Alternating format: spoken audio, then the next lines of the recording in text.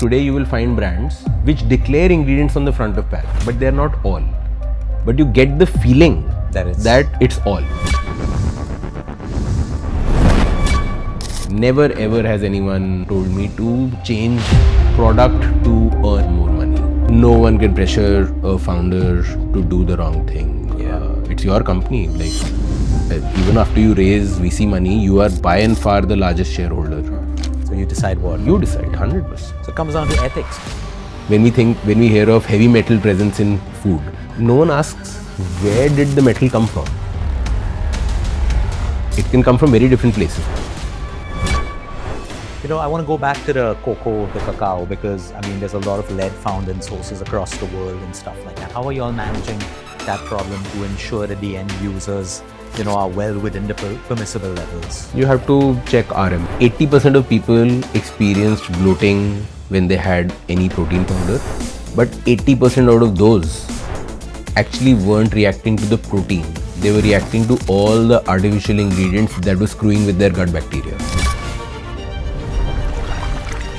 Real food, for example, is very prone to catching worms and insects, etc. Unlike food laden with preservatives and emulsifiers and stuff, where real organisms die inside that food. It's dead.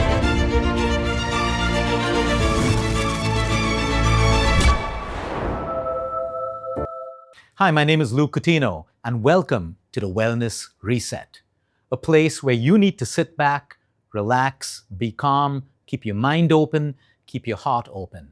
You're here to learn and unlearn. We're here to teach and not preach.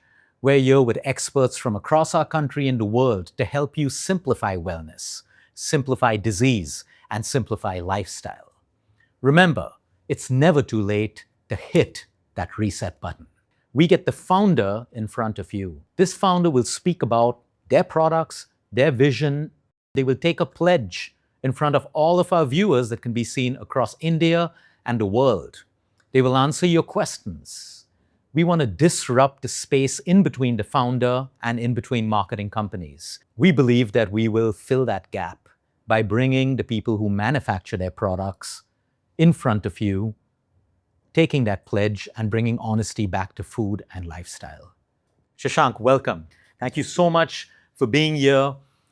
You are one of the very few founders. There are some great founders that exist in our country that will come in front of a camera and outrightly say, hey, Luke, check any of my products. Yeah. Test any of my products, openly. We've gone to brands who have not even answered us. Obviously, we're not going to chase them. They don't have the right products or they're not willing to be honest.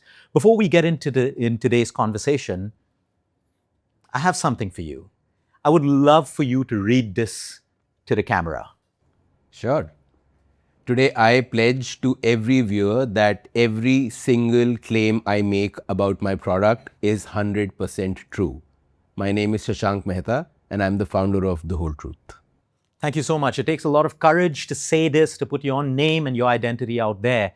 It's easy to pay an influencer. It's easy to pay a marketing company to tell them what you want the public to know. And that's what we're seeing today. We're seeing skewed influencer marketing. I have nothing against influencers. I have everything against non-ethical influencers who have the reach, but they misuse their power. Yep. I want to start off right now, okay? Do your parents eat your own products? My parents eat my products, my in-laws eat my products, my 2-year daughter eats my products. So yeah, absolutely. There is, that I think is the bare minimum that we can ascribe. That's your benchmark. Now I want to go straight into honesty and integrity of the product, okay? I've been using your products. I'll be honest about that because I got all my answers answered by you. Nothing on my Honest Food and Lifestyle show is an endorsement. We don't do endorsements. Have you paid me any money? Exactly. We don't do that. We want can't to get afford this. you. I actually don't have a price because everyone knows we don't endorse. Exactly why I can't afford So I want everyone to know that we don't do endorsements. We don't endorse products. And that's how we want to keep this show honest and clean. I do believe today that the biggest problem we have in our country is people trying to pull down one another. I do believe, you can correct me if I'm wrong, there are influencers who are being paid to pull down other brands. Absolutely. Yeah, is that true? Or is this something that we're just hearing? I know this from other founders. What's your take on this? No, it's 100% true. We've experienced it ourselves. I couldn't believe it the first time it happened, but it's happened so many times that I now know for a fact that competitors will pay hordes of influencers, not just one or two, spend serious money trying to discredit us if they're their competitors, and usually do it through half truths and misinformation. Yeah, it's and that influencer will not even talk about the other guy's product. It'll just be about why this guy's product is bad. It just blew my mind the first time it happened, but it's happened so many times that it no longer surprises me. Yeah, and I've always seen this. Again, you can correct me if I'm wrong. The people who are doing great work in our country, ethical work, are always the ones who are getting pulled down. It's obvious because they're people of value, they have a product of value, or they're doing the right things. You'll never find someone pulling down a brand which is filled with fake protein and refined wheat flour and a ton of sugar and artificial sweeteners way beyond what the label allows. So I feel that's just a mentality that has to change, and that's why between us and our audience, we want the founders directly in touch with people. So thank you again, Shashank, for being here. What was your intention for forming this company? I know you've been at this for a long time. You've come up with protein bars, you've come up with protein powder, and what was your intention? And take us through your journey. What are some of the challenges that you are now facing? Sure. So my journey, it in hindsight, it feels like my entire life was leading up to this. Like I couldn't tell it when life was happening, but when I look back, so I used to be a very obese kid. Like all my childhood, I was like 110 kg, teenager kid, never into sports, just the studious kind who was just. I just remember being a fat kid, right? Like, and then one fine day I decided that I'm going to lose weight, and I just did it through sheer willpower, like no education, no science, just stopped eating, started running, and and the results were great. Like I lost 40 kgs in 9 months, and everyone around me was like, wow, amazing, what willpower. And I was also very happy, and within like 3 years, all of that weight came back. Then I lost it again. I lost 30 kgs again in 9-10 months. Again, I did it without any knowledge, any science, just willpower. And again, in 3 years, by the time I was 26 years old, again, all the weight came back. Then the third time I lost weight, I did it through research. I started I used to read research papers on food and fitness as a pastime. And I started writing a fitness blog as a weekend pastime, after my job, which was like a fairly demanding job, but still had weekends to myself. That blog was called FitShit. That blog became famous, and that's how the company started. And in that blog, all I used to do was, I would go to I used to stay right here in Bandra West, and there's a Nature's Basket, down the road, and I would go there and pick up different food packets and show you the front of pack, all the claims that they're making, and turn it around and prove or disprove whether those claims stand the test of the nutrition label or ingredient list or not. And I was doing that because in my own weight gain loss journey, I had learned that a large part of why I keep falling back into the obesity trap is because my food lies to me. I think I'm making healthy choices. I think that I've replaced my, paranthas for breakfast with cornflakes. I've replaced my colas with juices, and that's healthy. But then I find out that my, supposedly very real juice has the same amount of sugar as my cola did. But I'm now having 2 glasses of it because I think it's healthy, right? Like the same thing I see with my dad. My mom would keep telling him, you're pre-diabetic, don't have these cookies. And then someone launches a diabetic friendly cookie and he has 3 of them thinking this is diabetic friendly, right? So I realized that as I had moved out of my house, I was living independently, packaged food contribution in my life had gone up dramatically. And what I was thinking were healthy choices were not, because the food marketeer was lying to me. And it's very core to my DNA, and I think it is to most people, that I hate being lied to. I hate if someone takes me for a ride, right? Like it's, my favorite example is like, we might go and have a dinner at a 5-star hotel. 2 people might have a 20,000-30,000 rupee bill.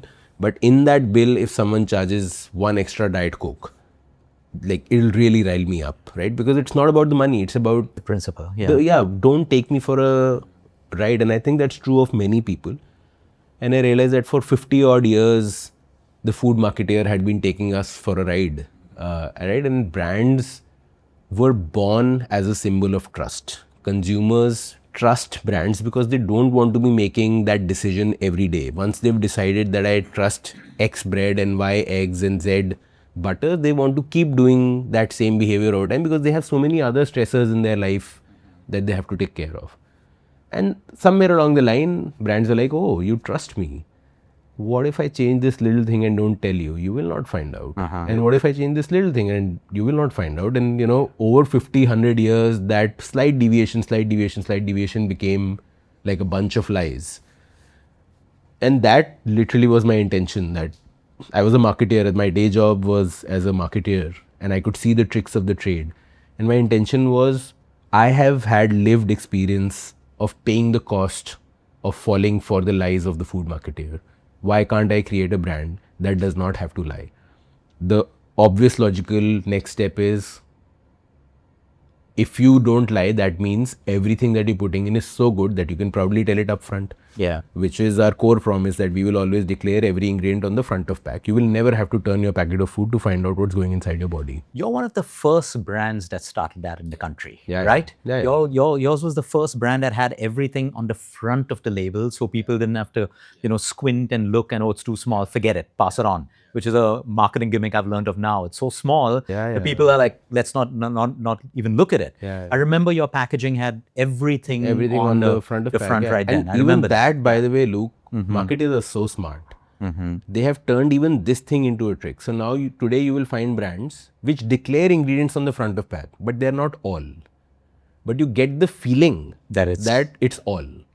Wow. On the back you will find 3 others. So they will say made with ragi, jowar, almond, cocoa, whey. And you're like, great, that means these are the 5 things. But when you turn the pack, there are 4 more. You can't disprove it. You take them to court, they're like, yeah, it is made with these 5 also. There are 2 and it's declared. So it's declared. It becomes the consumer's problem for not seeing it. Yeah, so Wow. we were not only the first, I would say even today we might be the only brand which declares each and every ingredient on the front of pack. There is no extra ingredient you will find at the back. And when you turn to the back, we in fact go to the extent of declaring the exact percentage of each ingredient, which is effectively our recipe, which is supposed to be a trade secret. Like, we're like, why? Yeah. If you want to copy it, if you want to make it at home, please go ahead and make it. I'm telling you, exact percentages adding up to 100%. Like, we make the label, and this is not a regulatory mandate. FSSAI doesn't mandate telling percentage of each ingredient. We do it because they're like, the consumer should know, if I'm saying this is whey protein, how much of it is isolate, how much of it is concentrate. Right. You should know. You should be able to make that choice, right? So yeah, the intention was just this, that make something which is so damn clean that you never ever have to lie about anything, because I can't live with myself having to lie about anything, right? Like, I want to live a life, it's very personal. I want to live a life where I have no pretenses, nothing to hide, nothing to, so that's where it comes from. So, is there a price to pay for this honesty and integrity in terms of your top line or your bottom line? 100%. Our gross margins are far lower than our competitors, Right. for example, because our ingredients are super expensive, and while we charge up for it, we are also an expensive brand, but my cost of ingredients is, let's say, 50-60% higher than the next guy, but I charge only 20-30% higher than the next guy. So 20-30% of that I absorb. So there are very real implications. So gross margin is lower than the next guy. Shelf life is lower than the next guy. Like, I sell bars which are 5 months of shelf life. My competition has 12 to 18 months of shelf life, right? So that means that the amount of returns that I get from market, because we are not able to predict demand precisely, right? So sometimes it's too much, sometimes it's too less. So if you have 12 months of shelf life, you can stock up in trade a lot more. I can't do that, right? And every day we live with the decision that if I put 1 drop of preservative, suddenly the shelf life will go up from 5 months to 15 months, right? That changes the business materially. Like, I get 3 to 4% of top line as returns back from the trade, which I have to then destroy. Because when in food, once it comes back, it's not usable, right? Unlike personal care, where you can still bill it somewhere else, but here you can't. There are very real costs of doing it. But having said that, done right and consistently and honestly, there's a big upside that consumers reward you with great demand. Like, our brand has grown really well because... And you'll have also raised funding. Yes, we raised a lot of money. Very comfortable. Has there ever been a point in your journey where raising funding has put you into a position where your investors want you to change parts of the product, or you know how it is, right? Hey, you can do this differently and our margins Yeah. will increase. Yeah. How do you handle that? Has that ever happened to you? Is it prevalent in our industry?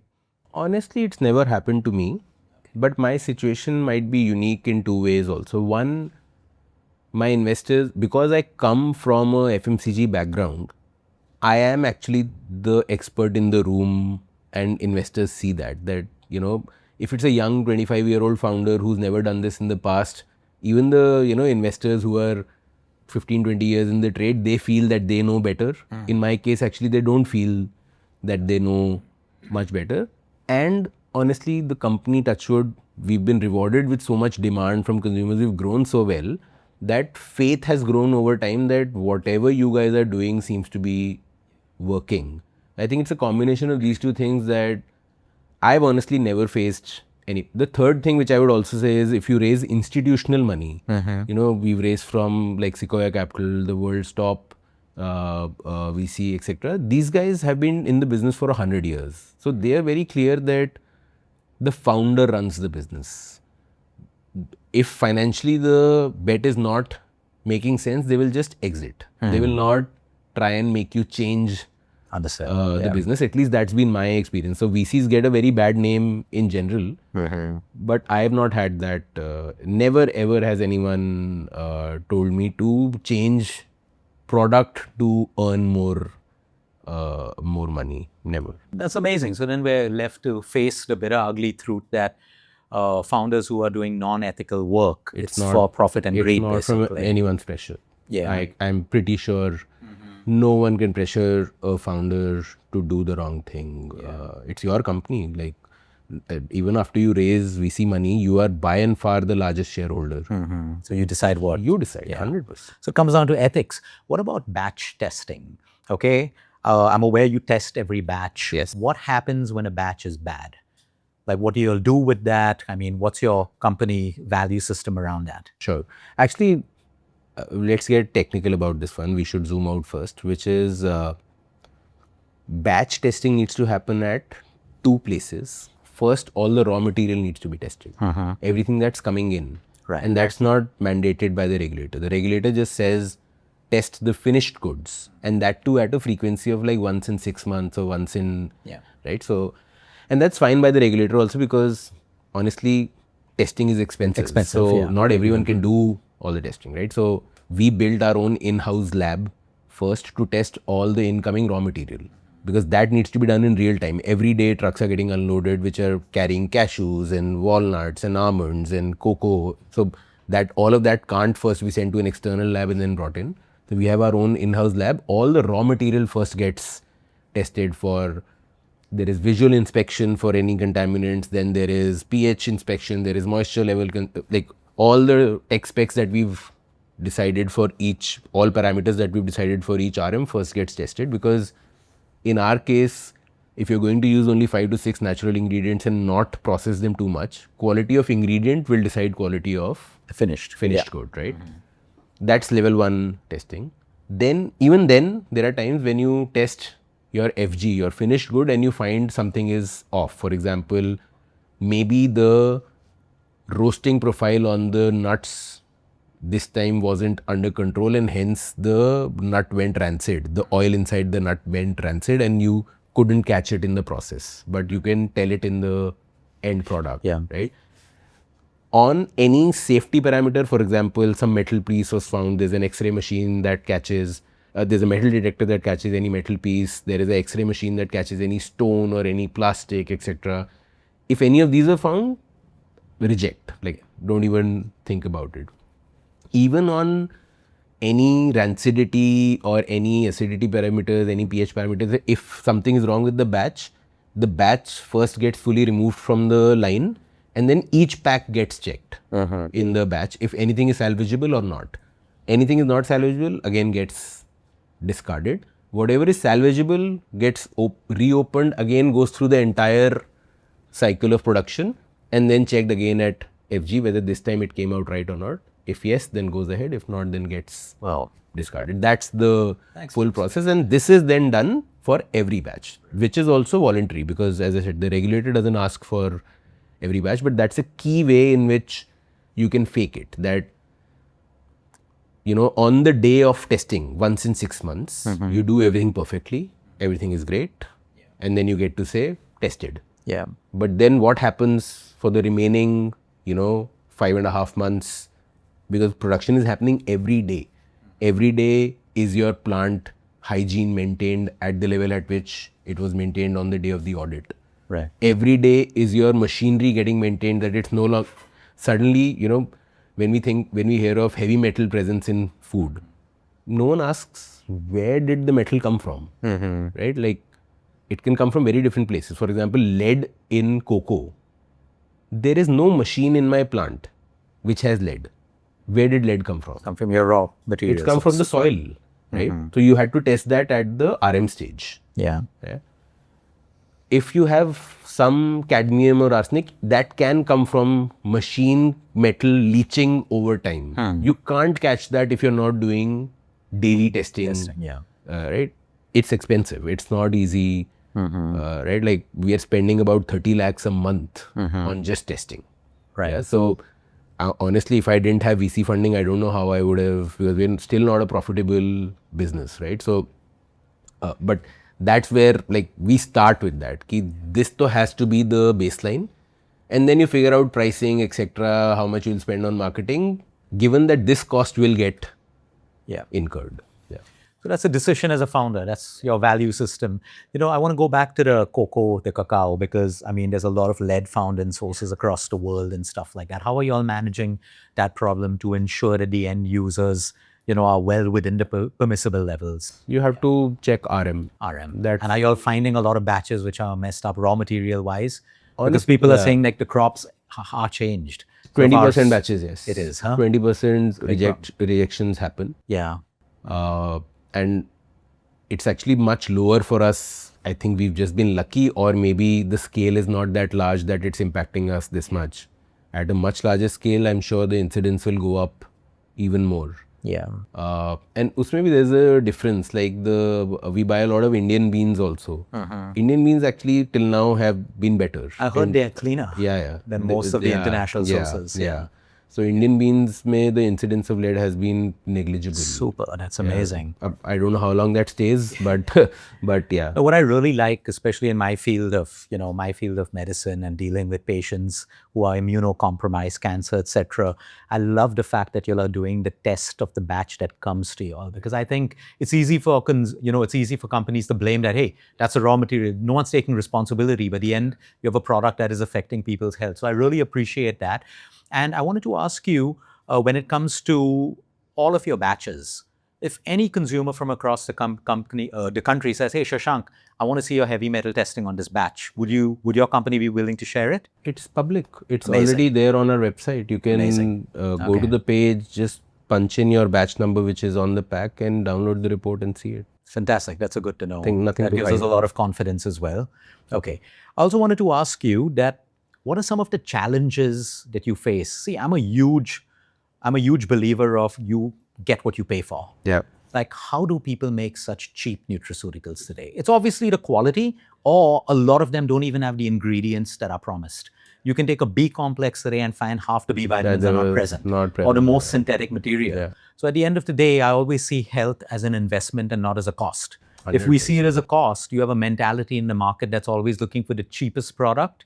And if you look at it as an investment, now I understand, I want to be honest, we're living in a country where people have different levels of income. Yeah. You stay within your bracket, you afford what you buy, and you make the best decisions over there.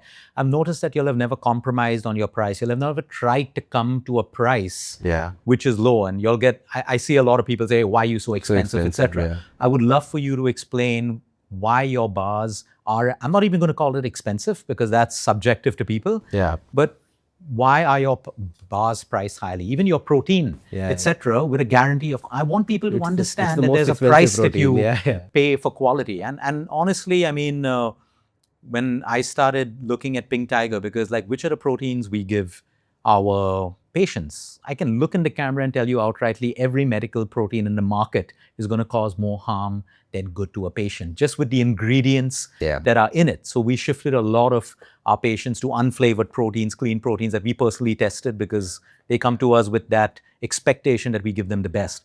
Yeah. So I would love for you to talk about what goes into the pricing model of your proteins and your bars. Thank you for asking that. Let me start with a fun question. How is it that we are the most expensive protein and yet we are a loss-making company? It's a good. I'd love you to explain that. Yeah. Because either that means we are super inefficient, that our costs are super high. I am not taking a very high salary, neither is my team. Where is all of that money going? It actually means that our product should be priced even higher, right? Because we have very meager gross margins, right? Now let me break down this from, let's take our protein bar for example. What retails now at 90 bucks. The cost of goods is 40 rupees. It costs me 40 rupees to make that what I sell for 90. Now in that 90, there is a bit of discounting you have to do at the front end. So let's say 5 rupees, 85 is actually what you're getting it at. The middleman, the quick commerce partner or Amazon, etc., is taking anywhere between 20 to 30% depending on different products, right? So that's another, let's say 25 bucks has already been given away to that guy. The cost of this product going from my factory to my warehouse to their dark store to your home is another 10 bucks at least, right? So you've already gone from 85 to 25 hata diya 60, 10 bucks has gone in logistics and distribution, so it's gone to 50, right? So 10 rupees are left, in which I have to pull out all of my salaries, all of my rentals, all of my agency cost, all of my packaging development costs, etc., which for us, where we run very efficiently actually, is another 12, 13 bucks. So we are already in the red by -2 and 3. And then comes the marketing cost, which we barely spend 5, 7 rupees in terms of marketing on a 100 rupee top line. Hence, I am in -10 on a 85 rupee product, right? So that's the cost breakdown. The simplest way I can explain the P&L of that, right? So ideally, this 85 rupee thing should be 100, 110 for me to break even. And it should be 120 for me to start making money, or the 40 has to reduce, right? And 40 can't reduce because I put only 5 ingredients and declare all of them on the front of pack. All of these are agri-commodities. Agri-commodities have their own pricing cycle. Cocoa is at its ever highest, whey is at its ever highest that it's been on, and I can't do anything about it. Like if cocoa production in the world is hampered because of multiple reasons, or whey demand has just shot through the roof because now Ozempic has been covered, like GLP-1s have been covered by insurance in the US, and hence every nutritionist is writing protein in the recommendation, and everyone is going and buying the most expensive one because insurance is going to cover it. Suddenly demand has skyrocketed, and hence The prices have gone up. Can't help it. I will not compromise on quality. But to answer your question, like I'm not very close to the nutraceutical industry because we don't operate there, but I can tell you about protein powders, for example. There are people who are selling 2000 rupees a kg or 1500 rupees a kg. My cost price is higher than that. Like my cost of goods is higher than that. We were also like, how the shit are people doing this? Like, how is this possible? And then we learned that what you're getting is a white powder. White powders are of many kind. It can range from, in the good case, someone will say it is isolate but put concentrate. Someone will say it is whey protein concentrate but put milk protein concentrate, or skim milk powder, and it can go down to being maida. It's everything is a white powder, right? So, and this can happen in any combination, right? So you will never be able to find out what concoction has come out of this bag which looks like a white powder, right? So, and this is just one ingredient. You can do it across ingredients. Like there's this sham of saying natural flavors. Natural flavors means nothing. If you are using a flavoring agent, it is coming out of a chemistry lab. There is no doubt about it, right? If I make a chocolate flavored protein, I actually put real cocoa powder in it. There is no flavoring agent. We don't use natural flavors. If I use even if I use a natural chocolate flavor, it will be 1/10 the cost of putting actual cocoa. People use artificial sweeteners, and then artificial sweeteners are so sweet that you need a bulking agent. Otherwise, they will not have body.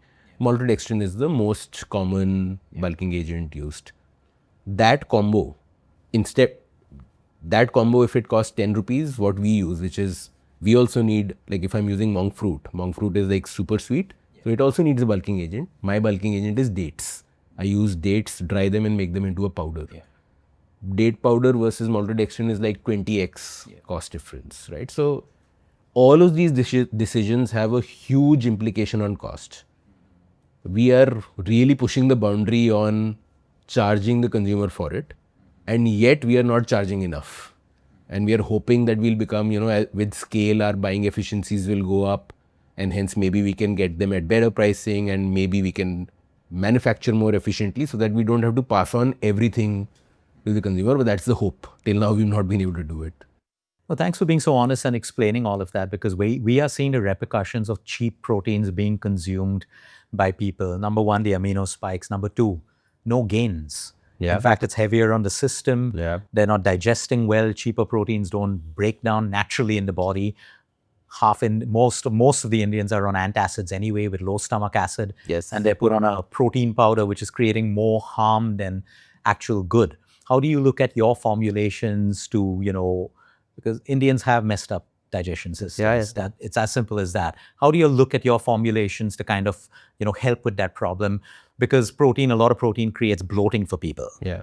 Actually, it's that was the biggest myth we found out. 80% of people experienced bloating when they had any protein powder, but 80% out of those actually weren't reacting to the protein. They were reacting to all the artificial ingredients that were screwing with their gut bacteria.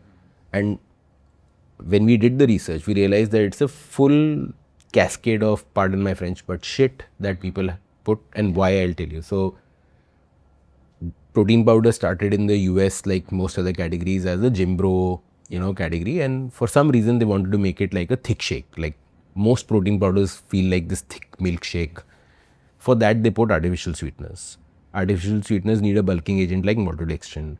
These two things have a caking property, that when they hit water, they lump and they cake. So they put an anti-caking agent. Protein, natural protein foams. It's not a bad thing. Actually, whey protein has a foaming property. But foaming seems like something's gone wrong. So marketers are like, okay, put an anti-foaming agent, then it won't foam. When you put all of these four things, the pH of that thing goes for a toss. So you have to put a pH balancing agent. So now you've put 5 artificial ingredients which were not needed if you just removed that original assumption of why the hell does this need to taste like a thick shake, right? And this concoction just decimates your gut bacteria. There is not enough research to say individually each thing might have been studied, but collectively in high dosages, repeatedly, this is a repeat usage product, like people having 2 scoops a day. Yeah. So cumulatively what that does. But I'll stop you over there for a minute, because the science has always existed of the destruction that artificial sweeteners do over time. And especially the ones which, like we've never approved any whey protein for our patients that has, sorbitol, that has sucralose, etc. I understand the FSSAI regulatory bodies may allow it. Yeah. But those studies are done on paper based on, they don't look at cumulatively how much you're taking. But the research today, which has always existed, and thanks to, we have AI, we have ChatGPT, where you can do your own meta-analysis studies. Yeah. Every research paper which has been, released 8 to 10 years ago showed the disastrous effects of sweeteners over time affecting gut microbiome. So one is stomach acid. Now you have a bigger problem, which is a gut problem. And after a while, people blame the whey protein for all their gut issues. Yes, absolutely. So, absolutely. But take this, if I'm getting all my protein, let's say I'm non-vegetarian and I'm able to get 120 grams for my food, I never really have that problem. Yeah, absolutely. Now, I'll be honest, I take a whey protein myself every day because I'm a very small eater. Yeah. To hit my macros, I need that. I need it on a long flight, etc. Yeah. Quality is number one. When I get the wrong quality, I blow it up. You can tell. And now, of course, we figured it out because we figured out what our patients need. It's clean. It's as clean as... When our users have this, like one of the most satisfying things for me is after our brand came in, the number of women, elders, teenagers who started having protein has just shot up because they were like, A, I would never touch that black box as it is. And B, this feels like water. It feels like I'm having cocoa flavored water. The experience is just completely different. And hence, to answer your question, we don't formulate thinking Indian guts ke liye what is right. We just formulate saying we will not touch any chemical ingredient. Yeah. Because either we don't know what it does or we know that it is harmful. Then why use it? Like you can actually make, that is the intent and we think that packaged food is a necessity of modern life, but it can be as close to fresh real food as possible. It is possible. You just have to build a different business around it. The manufacturing is different, hence we do our own manufacturing. No third party is able to do our manufacturing because like our bars crumble, they're still hand pressed. 300 women come every day and they press the bars by hand because machines don't take it at all. Our powders, for example, we have a pista badam powder which has actual pista and badam flakes in it. It has curcumin loaded on top, like real potent curcumin. When you do that batch, the entire room fills up with haldi. So you have to do 3 hours of cleaning for the next batch to be loaded. No one wants to take that pain, right? You can't put pista badam flakes in a machine because it crushes it and hence you don't get that bite. We want people to get that bite. So pista badam flakes are broken by hand and loaded by hand. That's an extra cost.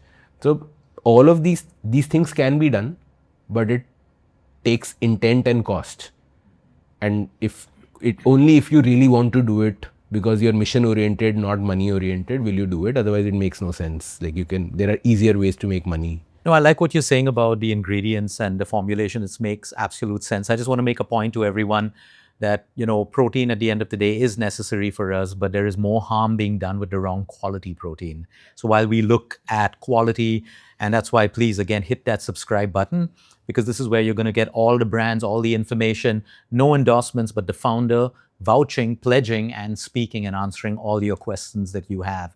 We don't need middleman influencers. Like I said, I'm not against influencers, but you got to be ethical with what you're influencing, how you're influencing, and if you're being paid to influence or pull down one another. It's a big problem. What challenges do you face when it comes to people finding fault with your products? I've seen a couple of things where you come outright and you answer questions to people, which is great, because for me that shows a lot of passion that you are there to defend what you're doing because you're doing the right things. I see a lot of founders who just keep quiet. They don't say anything, or they'll create a distraction. They launch something new, give a discount, distraction, and people have forgotten because we're such a price-sensitive market. A lot of people think that food is expensive, etc. Yes, it may be expensive, but we have alternatives. If you can't afford a protein bar, all right, go back to having your normal yogurt, go back to having your milk. There are so many ways to do it. The point is, if you're putting stuff into your body, make sure it's healthy and it's honest. So how do you deal with, there's unhealthy competition in our country. I've seen it, I'm seeing it every day. The easiest way to grow in India right now is by pulling down people. Whether you have a product or whether you have a service, it doesn't matter. I've also noticed one thing in our country, that the people who get pulled down or the products that get pulled down are the ones who are actually doing the right things. Do you see this as a challenge? Correct me if I'm wrong. I see it in my area of work. Do you experience this as well? And how do you navigate through this? Because it can be quite damaging for a brand as well, because you have great people on social media and then you have the shallow herd mentality that blindly follows what one person says. No, it is a real challenge. I'm not sure if I'd say that it happens only to us. I think in general, there is a competitive mentality to pull others down. It happens more to people who disrupt the status quo, because people who built profitable empires by not saying the whole truth feel threatened by someone coming in saying, because it's like someone calling out the emperor has no clothes, and hence it happens more to us. But I've seen it happen amongst them also. So it's the larger thing at play with, is the resource constrained mentality. We are a developing nation. I think we've grown up knowing that for me to win, someone else has to lose, because there is not enough to go around. So I think at the macro level, the psychology is everyone can't win. There can't be a win-win, and hence for me to win, someone has to lose. I think that plays out everywhere. It gets heightened when someone actually questions the status quo and comes up with a really better thing, because that really threatens the incumbents, that this will disrupt. If consumers come to know that this was possible, like one of my, again, deepest satisfaction from the brand is not what we do. It is because of our existence, even in categories where we don't operate, consumers have started asking, why don't you tell me what's gone into the food? Why can't you print it on the front of pack, right? So it's changing the paradigm, and that threatens people a lot. How do I deal with it? Not very well, honestly. Like emotionally, it's a very high cost. The only sleepless nights, angry days that I remember are when I know that someone is attacking us by paying someone to say shit. And like we were talking when the cameras weren't on, that there is no right thing to do. Like if you come out and defend, you look defensive. If you don't do anything, you feel helpless, and your own team feels like you didn't stand up for what was right. If you think of, and many a times those thoughts pass your mind, that two can play this game. I can also, I have VC money in the bank. I can also throw a few lakhs at some influencers and talk shit about you. But within half an hour, better sense prevails that, what does that make us then? Like, then what will my culture and my team's culture become, right? So there is no right answer. You're just getting attacked, and there is nothing to do, and you feel helpless. So those are honestly the worst days when it happens. There are some times when we've actually genuinely made mistakes, right? Like, we're not perfect. I keep reminding internally also that we are the whole truth. We are not the perfect. Yeah, that's a good one. Yeah, and hence whenever we make a mistake, we will be the whole truth about that also. So if there is a genuine mistake, I will come out and address it. Yeah. Right? I have no shame in saying, listen, we are trying, and please be with us. We give bad people so many chances, give good people also a few chances. We are trying, right? Like, it's not as if we were born perfect. Yeah. There's so much to learn. Like, look, we are learning now that we've hit a certain scale. We've actually scaled artisanal products, right? Like, what our bars are still made the way they were made in my kitchen. There is like literally a goop is made, someone presses it, then someone puts almonds on top, someone presses it. That's the way it's still happening even today. There is no blueprint for how do you scale artisanal handmade food making. Real food, for example, is very prone to catching worms and insects, etc. Unlike food laden with preservatives and emulsifiers and stuff, where real, organisms die inside that food. Like, it's dead, right? So we have a much bigger quality problem at scale that, when we get millets in, millets are a hotbed for worms. It's so easy for millets if they're sitting outside for half an hour extra. And like a very senior supply chain guy told me that actually the Maharashtra belt, because of our humidity, is a worm and insect hotbed. Like, any factory here has the highest incidence of worms and insects because of the humidity in the air. That if you're manufacturing in Himachal, you will never have this problem because the air is dry. Here there is. So there is just so much to learn that we also make mistakes. Those actually don't bother me too much because we build that trust with our consumers that I will come and accept it. Ki haan yaar, galti hui hai. This is what we're doing to fix it. You will never feel that these guys are, shying away or not talking about it. It's only the underhanded shit which honestly I still don't know how to deal with. I still just, Shashank, you've been honest about your product, but what I really like is how vulnerable you have been about your feelings. That, when you get attacked, you feel it. Yeah. And I think that brings out the passion of not just being a human being, but a founder. Because if it doesn't hurt you, and I wish it didn't happen. I don't think we evolve. I don't think a lot of people will immediately try to make the public happy. Yeah. Or try to make, everyone else happy and compromise because, you don't want to be attacked. No human wants to be attacked. Yeah. So thank you for being so honest about your emotions and how it hurts you as well. How can the whole truth fill the kid space? I know you'll have bars, but I think right now, a lot of parents have this genuine question that what do we put in the tiffin boxes of kids? You'll do the fruits, you'll do a jam sandwich. People are struggling, people are busy and stuff like that.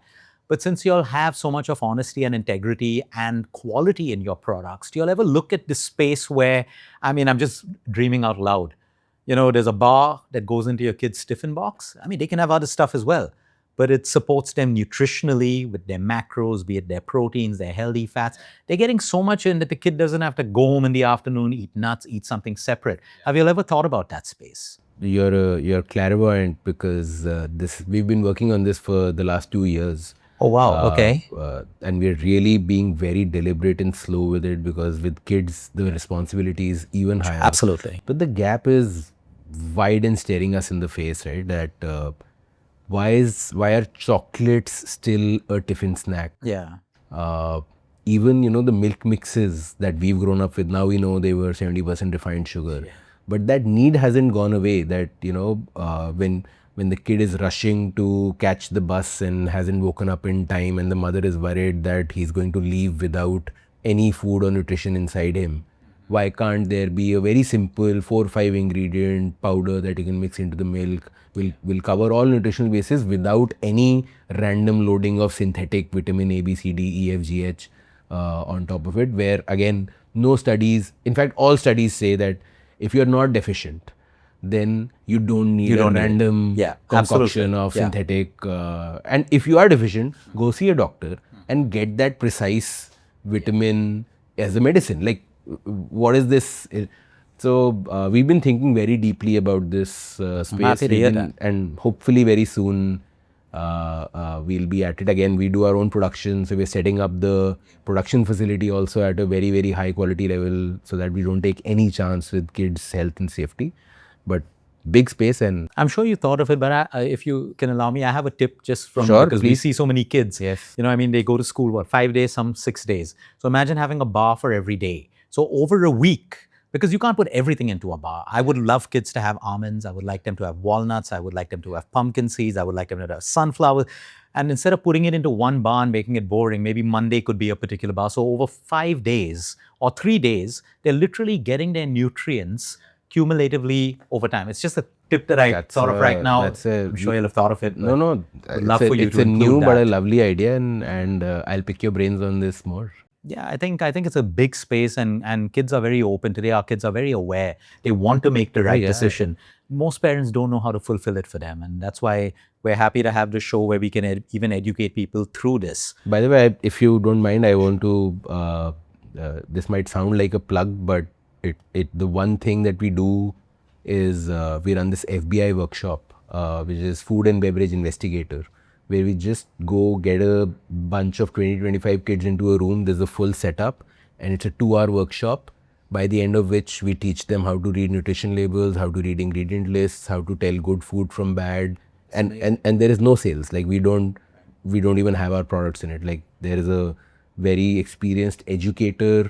Our team is there. We run. They make food. By the end of it, they end up by making real food, which they made with their own hands. They make bars, etc. So we're really trying also to educate kids, because we believe that if we can solve this problem in childhood, because that's where the food marketeer gets us, right? Like, if you get a kid hooked on to 70% sugar, refined sugar, They got a customer for life. Yeah.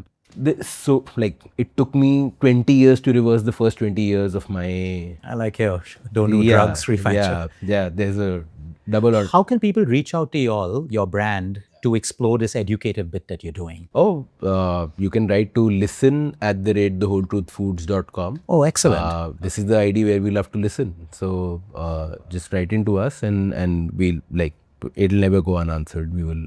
Oh, I think that's amazing. You spoke about funding. So, we have a diverse audience watching this, not just in India, but around the world. At this point in your life, in your company journey, are you all looking at funding?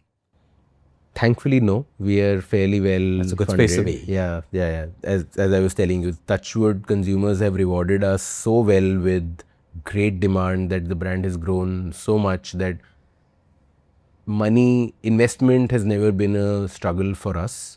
Touchwood, it does remain so. Shashank, I'm assuming that people can write into your company to ask you whatever questions they have, because we want people to be engaged and we want people to get answers from you and your company, not influencers, not the middle marketeers. We want to create this direct connection. So as a founder, are you open to this?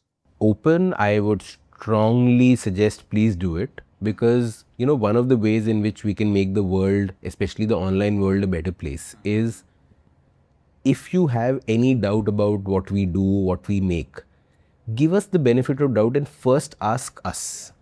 Don't rant in comments, don't make videos, don't do Reddit forums, don't get influenced by others. Just give us that one benefit of doubt, that let me ask them. And if we don't respond, if we don't answer, you have every right to go rant, be angry, do whatever, right? But one way in which we can move humanity to being a nicer, species is the first step maybe start with trust, right? And trust us that we will get back. And if we made a mistake, we will own up to it 100%. Now, I really appreciate this because I think you're being very honest about this, and I think everyone deserves that chance. I think people are too reactive. And like you rightly said, I mean, if you don't answer or you don't correct a problem that needs to be corrected, people should have the right to take you to court. Please. As simple as that. But the point is, I think we have to align our value systems with reach out to the people. Everyone's listening to everything around and everything's moving on rumors and gossips. It's not helping the consumer. Yeah. It's not helping you and it's not helping society. So we're not fixing any problem by I doing like that. I like the Indian and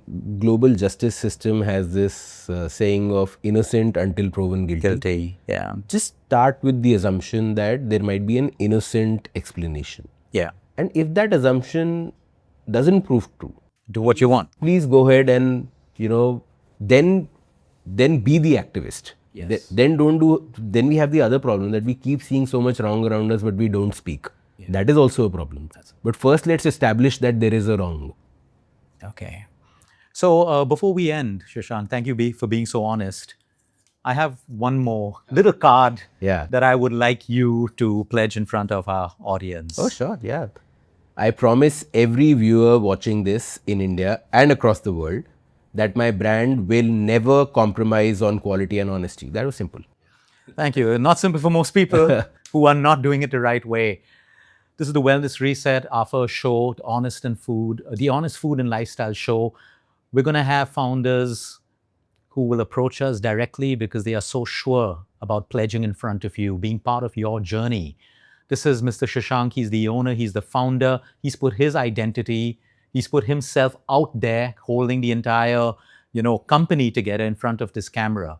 Reach out to him if you have any questions on quality, on your products, price points. He's been open and honest to talk about all of these things. I've asked him a direct question that if I do a batch test on any of your batches, what will I expect? And the whole point is that, yes, there are some times when things will go wrong, but if the brand is taking accountability for it, not hiding it, not deceiving the public and hard-earned money, I think that's the first start towards honest and healthy food in our country. Shashank, thank you so much. Pleasure. Thank you so much for being on this show. Thank you for tuning in to the Wellness Reset. If this episode moved you, if you learned something new, feel free to share this with your family, with your friend, with your loved ones, with everyone. We're all here to learn. We're all here to understand that our body is intelligent. We have inner physicians within us that can heal us. We have outer physicians, which we must use, but we may integrate the best of both worlds. Remember, your body is always listening to you. And every little whisper, every little scream is a symptom or a message for us to make that change. It's never too late to hit that reset button.